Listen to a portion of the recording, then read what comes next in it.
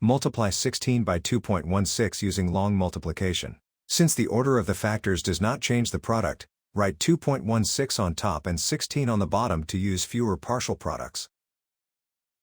For now, ignore the decimal points. Start with the rightmost digit of the bottom factor, 6. 6 times 6 is 36. Put 6 in this column and carry 3. 6 times 1 plus the carried 3 is 9. 6 times 2 is 12. The first partial product is 1296. Now use the next digit to the left, 1. Start one place to the left. 1 times 6 is 6.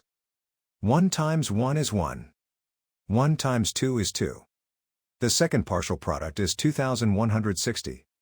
Now add the partial products, working from right to left. In the ones column, 6 plus 0 is 6. In the tens column, 9 plus 6 is 15. Put 5 in this column and carry 1.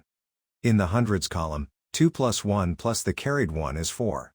In the thousands column, 1 plus 2 is 3.